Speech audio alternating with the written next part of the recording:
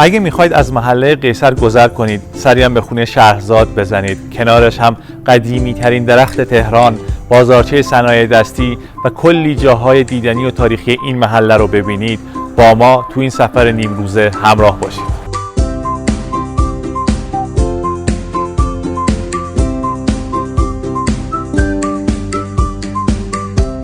اودلاجان یکی از محله‌های قدیمی شهر تهرانه که زمان قاجار از محله‌های اعیان نشین و اصیل پایتخت بوده.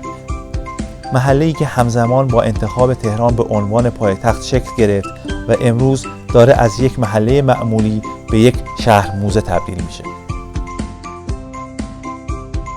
جالبه اینو بدونید که مردم اودلاجان پیش از گسترش زبان فارسی در تهران به زبان تاتی صحبت می‌کردند.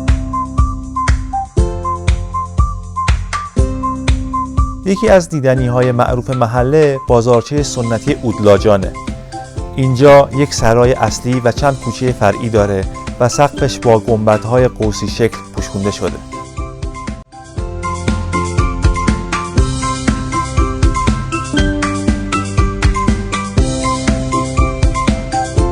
داخل بازار ظرف‌های مسی، سفالی و میناکاری شده و کلی صنایع دستی دیگه تولید و به فروش میرن.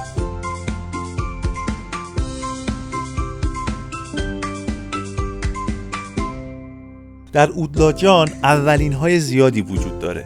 مثلا اولین بانک و صرافی ایران در تیمچه اکبریان در این محله تأسیس شد.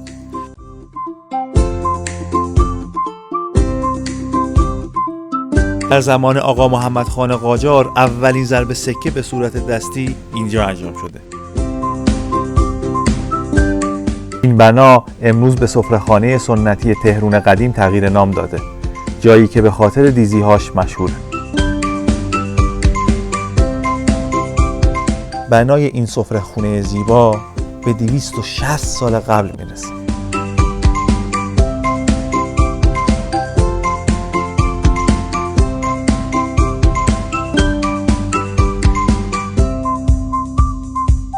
در پیچ و خم کوچه های باریک و کم عرض این محله که به کوچه های آشتی کنان شناخته میشن، مسلمان و زرتشتی و یهودی به آشتی در کنار همدیگه روزگار گذروندن.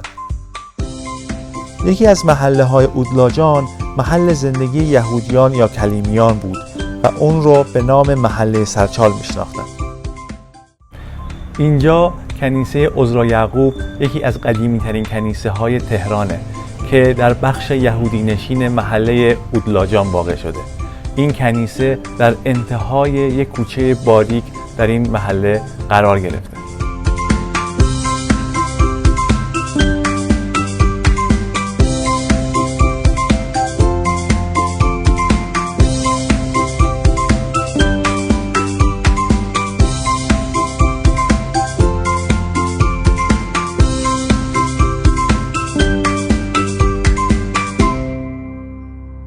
امامزاده یحیی یکی از محله‌های اودلاجانه که کلی جاذبه گردشگری داره.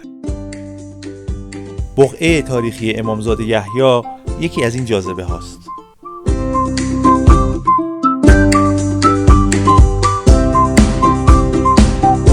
جالبه بدونید کهن‌ترین درخت تهران در محوطه امامزاده یحیی قرار گرفته. قدمت این درخت چنار به 900 سال میرسه و همچنان سر به فلک کشیده داره نفس میکشه. روبروی امامزاده و در کوچه ابوالقاسم موزه تهران قدیم یا همون سرای کاظمی قرار گرفته.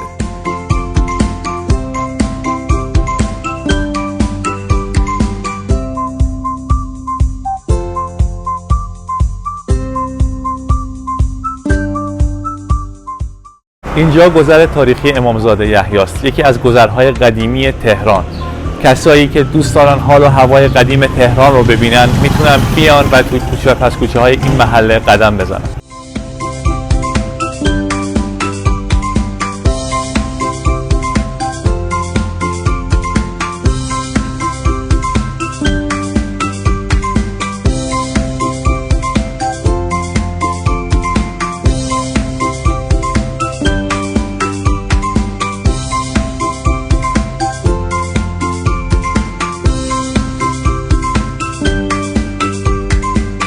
بعد از گذشتن از گذر امامزاده یحیی به حمامی میرسید که کریم آبمنگول اونجا کشته شد. تو چرا این ریختی شدی؟ کی زدتت؟ قصهش درازه. کجا؟ یه چی با من بودم، حاجی نصر، رضا 500، علی فرصت، آرا اینا خیلی بودیم. کریم آقامونم بود. کریم؟ کدوم کریم؟ کریم آبمنگول.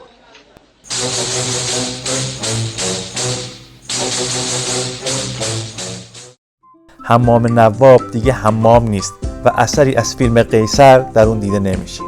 در عوض به مرکز فروش صنایع دستی تبدیل شد. معماری خونه‌های قدیمی اودلاجان یکی از جاذبه‌های این محله است و کلی سوژه ریز و درشت برای علاقه‌مندان به این حوزه داره.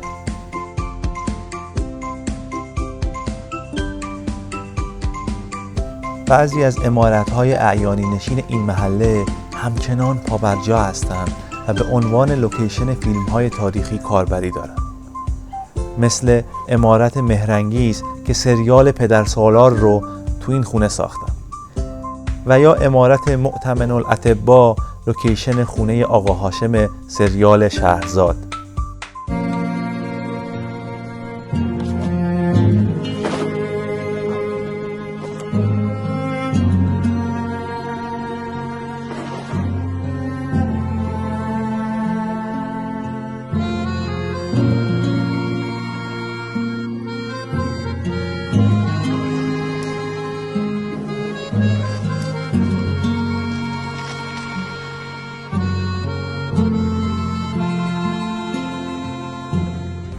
توی مسیرتون خونه و عمارت‌های شخصیت‌های سیاسی و تاریخی مشهوری مثل عمارت پهلوان رزاز، از چهره‌های مشروطه‌خواه، خانه موزه آیت الله مدرس، فعال سیاسی و نماینده مجلس در عصر قاجار و پهلوی، عمارت دبیرالملک متعلق به یکی از وزرای دربار قاجار که اکنون ساختمان اداری شهرداریه و بسیاری اماکن دیگه سر بزنید.